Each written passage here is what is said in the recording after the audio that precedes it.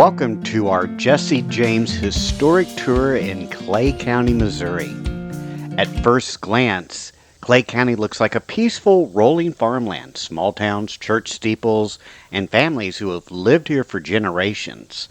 But in the mid-1800s, this land in this area was a powder keg. Clay County sat at the crossroads of the Civil War. Neighbors were split between North and South, and guerrilla bands terrorized the countryside. Union soldiers raided homes, Confederate sympathizers struck back, and violence was part of everyday life. Out of this chaos, a boy named Jesse James, who would grow up to be a soldier, outlaw, and an American legend. Today we'll explore 4 places here in Clay County that shaped his story. The farmhouse where he was born, a museum that tells his tale, the bank where his gang made history, and finally his gravesite. Each stop is a window into the turbulent times that gave rise to this legend.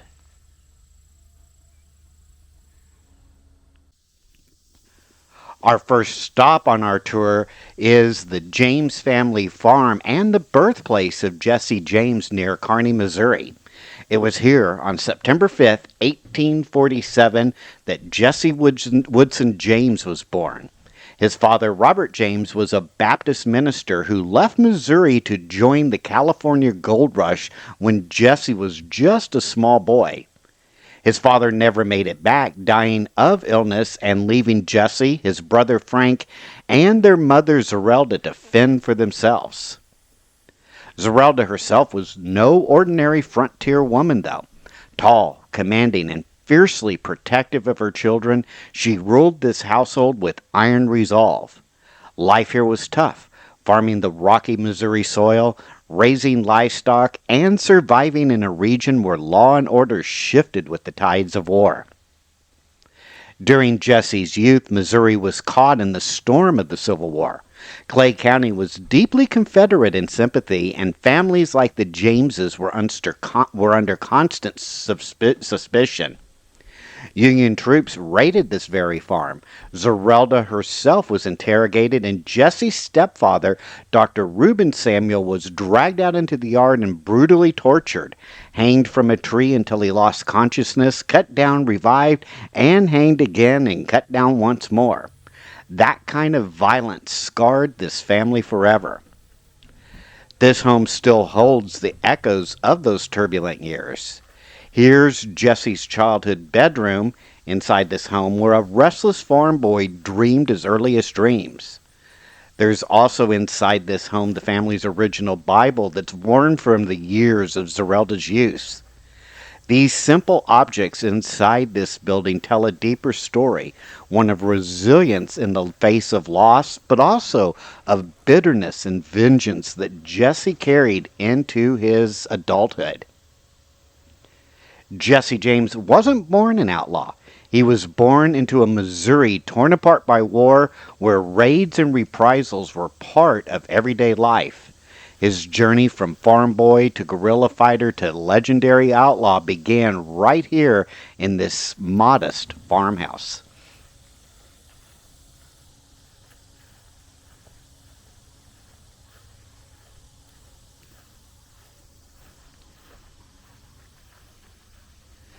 As we complete our tour around the Jesse James birthplace and farm home, we see this tombstone. This actually originally was the site of Jesse James's grave, and we'll see later on here in the video when we actually look at his current grave today, why it was moved from here to another location.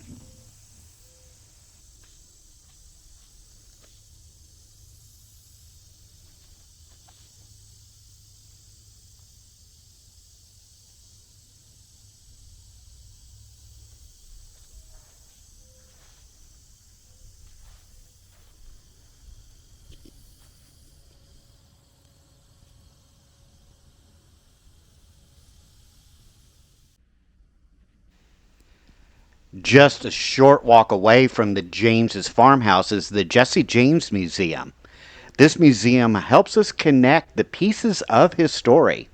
This is where myth meets reality through artifacts, documents, and personal belongings that bring Jesse's world vividly to life.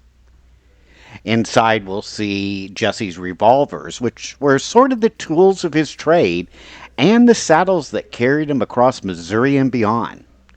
There's also inside wanted posters that shouted his names in towns across the Midwest, sometimes with rewards so high they tempted even friends and neighbors to betray him.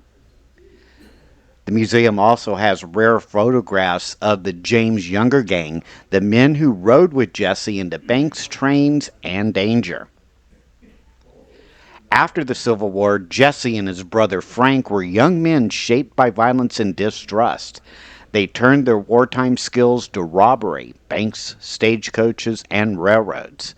To some Missourians, they were avengers, striking back out at the railroads and institutions seen as corrupt and oppressive.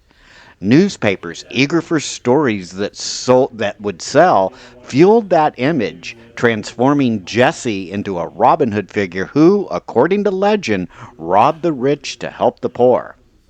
But the truth was much darker. Jesse James could be merciless. Innocent bystanders often paid the price for his gang's raids. Yet the press couldn't get enough of them. Every robbery, every escape, every gunfight made front page news. What's striking as we look in the exhibit here, in some of the exhibits in the museum, is just how modern Jesse feels. He wasn't just an outlaw, he was one of America's first media made celebrities. His name stretched from Missouri farmhouses to New York City headlines, long before radio, film, or television. Inside the Jesse James Museum, it shows us how legend and fact intertwined and how America fell in love with the myth of the outlaw.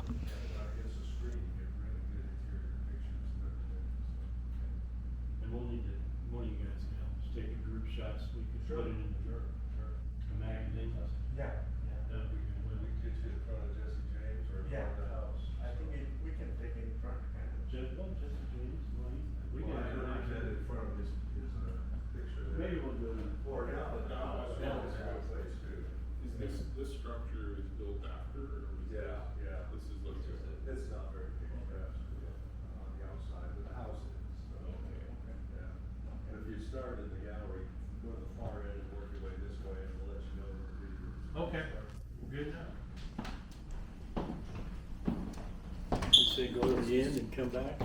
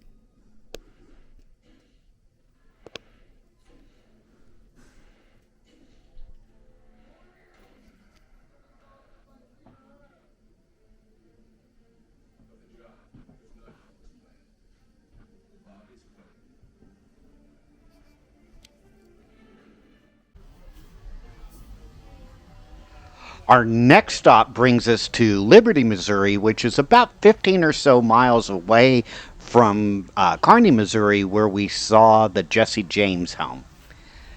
Liberty, Missouri is the county seat of Clay County.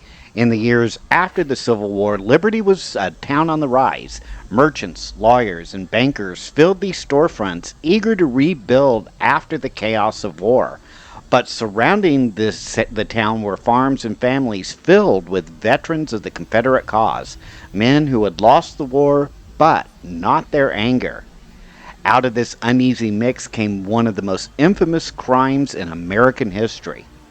On February 13th, 1866, this building that we've been walking around, which was then the Clay County Savings Association, became the scene of what is often called the very first successful peacetime bank robbery in U.S. history.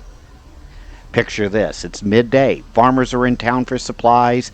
Townsfolk stroll the square. The bank clerks are busy with ledgers. Suddenly, a group of armed horsemen ride up, dust on their coats, revolvers in hand. They burst through the doors of this building. Shouts echo, pistols crack, and within minutes they're gone, leaving behind terror, tragedy, and stolen money worth what would be millions today. A young college student named George Wymore, standing outside, was shot and killed, making this robbery not just a crime of theft, but one of blood. The memory of that violence has lingered here in Liberty for more than 150 years. Now, historians still debate whether Jesse James himself rode with the robbers that day. He was only 18 years old at the time, and some claim he was inside the bank, revolver drawn, but others believe he joined the gang a bit later. But whether or not Jesse personally pulled the trigger here, the robbery set the tone for what would become his signature: bold, fast, and unforgettable. This robbery shocked the nation. Never before had a bank been robbed in broad daylight in peacetime America. And here in Liberty, Missouri, a new kind of outlaw had just been born, one whose name, Jesse James, would soon become a legend.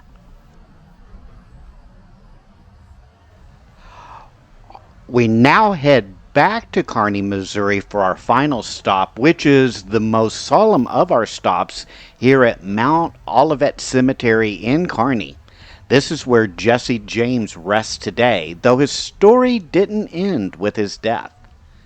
On April 3rd, 1882, in St. Joseph, Missouri, Jesse James met his end. He was standing on a chair adjusting a picture frame on the wall of his home when he was shot in the back of the head by Robert Ford, a member of his own gang. The man who had lived by the gun was betrayed in the quiet of his own house. The news flashed across the country within hours. Some cheered, some mourned, but everyone was captivated. After his death, Jesse's body was brought back here to Clay County. His mother, Zerelda James, insisted on keeping him close. He was first buried in the James's family farmyard just outside her kitchen window, that very same gravesite that we saw earlier on our first stop on our tour at Jesse James' birthplace. Zerelda wanted to watch over her son's grave, and perhaps more practically, she wanted to protect it from souvenir hunters who were chipping away at the headstone for keepsakes. For decades, Jesse's grave at the farmhouse became a macabre tourist attraction. Visitors came from all across the country, leaving coins, flowers, and sometimes walking away with small bits of the property. Zerelda even leaned onto it herself, selling pebbles, nails, and fragments from the old farmhouse to those eager to take home a piece of the legend. But in 1902, nearly 20 years after Jesse's death, his remains were moved here to Mount Olivet Cemetery. The family wanted a more secure and dignified resting place away from the constant flow of curiosity seekers. His wife, Zerelda Mims James, and his children would later be buried nearby, turning this into a true family plot. Standing here today, the quiet of this cemetery feels worlds away from the violence that marked Jesse's life, yet his story still draws us on. Outlaw, hero, villain, legend, however you see him, Jesse James remains one of the most enduring and complicated figures of the American frontier.